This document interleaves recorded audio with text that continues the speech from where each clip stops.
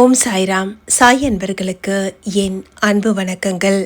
பாபாவின் அருள் ஆசீர்வாதம் அவருடைய பக்தர்கள் எல்லாருக்கும் கிடைக்கணும்னு சொல்லி பாபாவினுடைய ஆலயத்தில் இன்னைக்கு பாபாவை தரிசனம் பண்ணும்போது சமஸ்த லோகா சுகினோ பவந்துன்னு எல்லாருக்காகவும் பிரார்த்தனை செய்தாயிற்று. பாபாவினுடைய அருள் ஆசீர்வாதத்தோடு அவருடைய பக்தர்கள், அவரை பரிபூர்ணமாக நம்பி சரணாகதி செய்த பக்தர்கள், கோடானு கோடி பக்தர்களுக்கும் பாபாவின் அருள் கிடைத்துக்கிட்டே இருக்கணும் அப்படிங்கிறது தான் என்னுடைய விருப்பம்.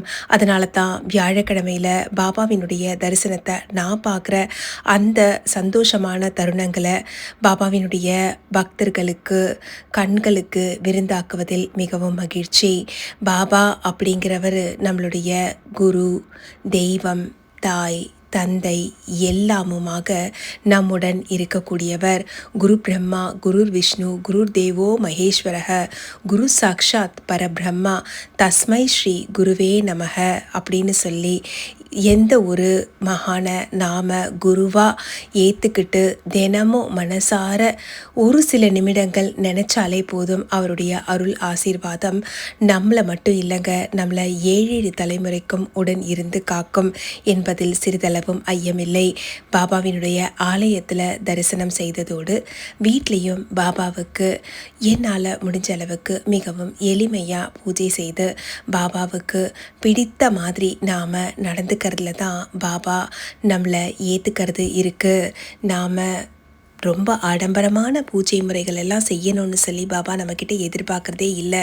அவர் நம்ம கையில் எதிர்பார்க்குறதெல்லாம் நம்பிக்கை, பொறுமை. அதை மட்டும் நாம் அவர் கையில் தினமும் நம்பிக்கை, பொறுமைங்கிற 2 பைசா காணிக்கையை அவர் பாதத்தில் சரணாகதி செய்து பணிந்து வணங்கினால் போதும். அவரை போன்ற ஒரு கருணாமூர்த்தியை இந்த உலகத்தில் பார்க்கவே முடியாதுங்க.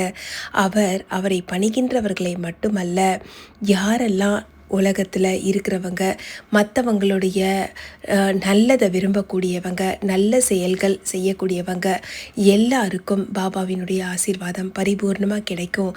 ஏன் ஒருபடி மேலே சொல்ல போனால், பாபா நல்லவங்களுக்கும் சரி கெட்டவங்களுக்கும் சரி பாகுபாடு இல்லாமல் அவருடைய அருளை வழங்கி கொண்டே தான் இருக்கிறார். என்னென்னா, நல்லவங்களுக்கு பலன் நிறைய கிடச்சிக்கிட்டே இருக்கும்.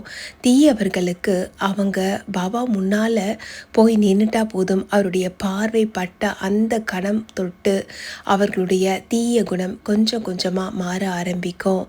நீங்கள் கூட கேட்கலாம், அப்படியெல்லாம் ஒன்றும் இல்லைங்க, பாபா எல்லாரையும் சரி பண்ணிடுறாரான்னு கேட்டால் இல்லை.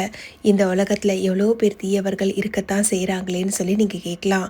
அப்படி இல்லைங்க. பாபா முன்னால் போய் நின்னா அவர் தீயவர்களையும் நல்லவங்களாக்கிறதுக்கு நிறைய விதத்தில் அவங்களுக்கு வாய்ப்பு கொடுப்பார்.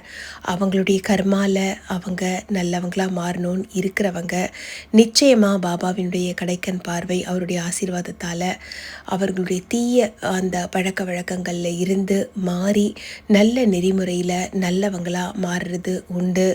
ஒரு சிலருக்கு அதற்கான பாக்கியம் இல்லைங்கிற பட்சத்தில் அவர்களுடைய அதே மாதிரியான எப்படி இருந்தாங்களோ அப்படியே அதை தொடர்றாங்க. இதில் நாம் எந்த அளவுக்கு புண்ணியம் பண்ணியிருக்கிறோம் அப்படிங்கிறது முக்கியம். பாபா யார்கிட்டேயும் எந்த பாகுபாடும் காட்டுறதில்லை.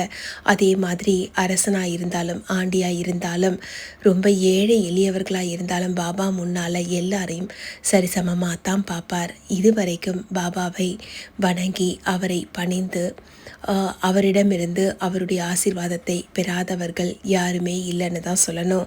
ஏன்னா அவரை பணிந்த பக்தர்களுக்கு அவருடைய அருளும் ஆசீர்வாதமும் பரிபூர்ணமாக கிடைக்கும்.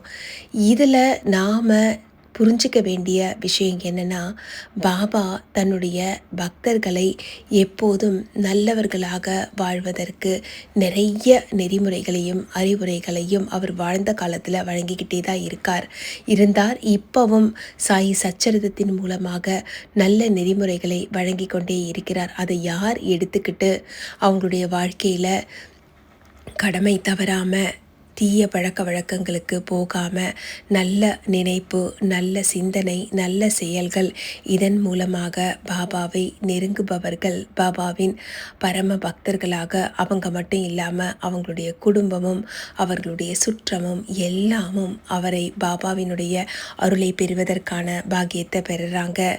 இந்த விதத்தில் நாம் எல்லாம் மிகவும் பாக்கியசாலிகள். ஏன்னா நானும் ஒவ்வொரு நாளும் பாபாவை பற்றி பேசும்போது நான் பேசக்கூடிய விஷயங்கள் பாபா பக்தர்களுக்கு சென்று சேருது. இதில் 100 பேர் பார்த்தாலும் ஒரு 4 பேருக்காவது ஏதோ ஒரு விதத்தில் பாபாவினுடைய அருளும் ஆசீர்வாதமும் அவங்களுக்கு நம்பிக்கையை கொடுக்குது. பார்க்குறவங்க எல்லாருக்குமே நம்பிக்கை வருமான்னு கேட்டால் இல்லை, ஒரு சிலருக்கு மட்டும்தான் வரும். அந்த விதத்தில் அந்த நம்பிக்கையை வச்சு அவங்களுடைய வாழ்க்கையில் ஏதாவது ஒரு நல்ல மாற்றம் ஏற்படுதுன்னா அதுக்கு பாபாவுக்கு கோடான கோடி நன்றிகள். நம்பணுங்க, நம்பிக்கை தான் வாழ்க்கை. பாபாவை நம்பி உங்களுடைய வாழ்க்கையை அவர்கிட்ட ஒப்படைங்க. அவர் காட்டிய நல்ல நெறிமுறைகளை வாழ்க்கையில் பின்பற்றி அவருடைய பரிபூர்ண ஆசீர்வாதத்தை பெற்று நம்மளுடைய எல்லா விதமான சங்கடங்களையும் நீக்கி சந்தோஷமான வாழ்க்கையை நோக்கி பயணப்படுவோம். நாம் இன்னையோட இந்த பதிவு முடிஞ்சு போயிடல.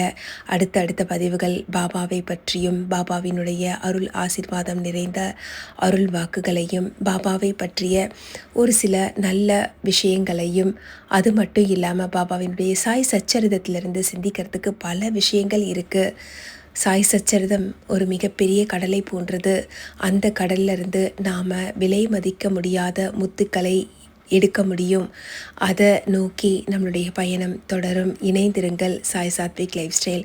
இந்த பதிவு பிடிச்சிருந்ததுன்னா ஒரு லைக் பண்ணுங்கள். உங்களுடைய லைக் எனக்கு ரொம்பவே சந்தோஷமான விஷயம். ஏன்னா நாம் பேசுகிறதையும் பாபாவை பற்றியும் எத்தனை பக்தர்கள் விரும்பி கேட்குறாங்க, விரும்பி பார்க்குறாங்க அப்படிங்கிறது தான் இதில் சந்தோஷமான விஷயம். அது மட்டும் இல்லாமல் உங்களை போன்ற சாய் பக்தர்களுக்கும் இந்த பதிவை ஷேர் பண்ணுங்கள். நல்லதையே சிந்திப்போம், நல்லதையே செய்வோம், நல்லதையே பெறுவோம். அனைவருக்கும் என்னுடைய வாழ்த்துக்கள். உங்கள் எல்லார் சார்பிலையும் பாபா கிட்ட உங்களுடைய கோரிக்கைகளை அவருடைய பாதத்தில் சமர்ப்பிக்கிறேன். உங்களுடைய எல்லா கஷ்டங்களும் நீங்கி சகல சௌபாகியத்தோடும் நிம்மதியோடும் ஆரோக்கியத்தோடும் சந்தோஷமாக வாழ வாழ்த்துக்கள். பாபா நிச்சயமாக உங்களையும் உங்கள் குடும்பத்தையும் ஆசீர்வதிப்பார். ஓம் ஸ்ரீ சாய்ராம். மற்றும் ஒரு அற்புதமான பதிவோடு உங்கள் அனைவரையும் மீண்டும் சந்திக்கிறேன். நன்றி, வணக்கம். ஓம் சாயி, ஸ்ரீ சாயி, ஜெய ஜெய சாயி.